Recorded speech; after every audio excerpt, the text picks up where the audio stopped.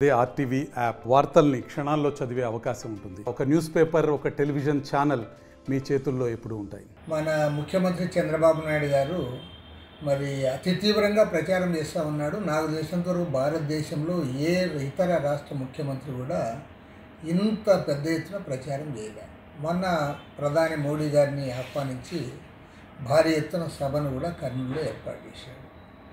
మరి ఇంత ప్రచారం చేస్తూ ఉంటే నిజంగా జిఎస్టీ వల్ల మనకైనా అంత పెద్ద ఎత్తున ఏమన్నా ఆదాయం వస్తూ ఉందంటే అంత పెద్ద ఎత్తున ఆదాయం ఆంధ్ర రాష్ట్రానికి రావడంలే.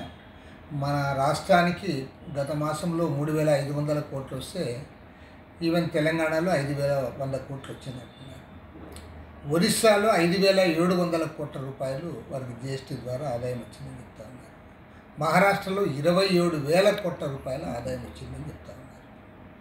కాబట్టి ఏమంటే మరి తెలంగాణ, ఒరిస్సా రాష్ట్రాల కంటే అతి తక్కువ ఆదాయం వచ్చిన ఆంధ్రప్రదేశ్ రాష్ట్రము ఇంత పెద్ద ఎత్తున సంబరాలు ఎందుకు చేసుకుంటా ఉన్నారో దానికి వారే సమాధానం చెప్పాలి.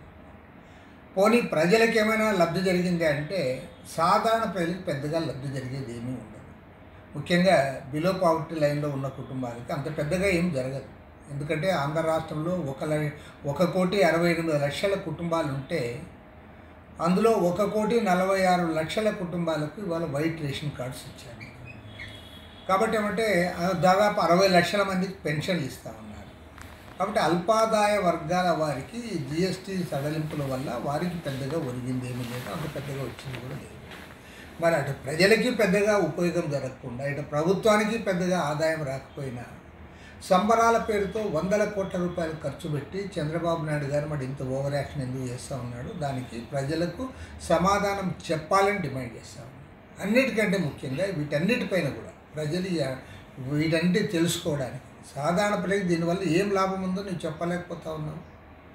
కొంతమంది అంటారు మొత్తం ఒక సంవత్సరానికి 5-6 వేల రూపాయల కంటే మించి ఆదాయం ఉండదు, ఆదా కాదు అని కూడా చెప్తా ఉన్నారు. కాబట్టి ఈ వివరాలన్నిటిపైన కూడా రాష్ట్ర ప్రభుత్వం శ్వేతపత్రం ప్రకటించాలని చెప్పి సిపిఐ తరఫున డిమాండ్ చేస్తూ ఉన్నాను.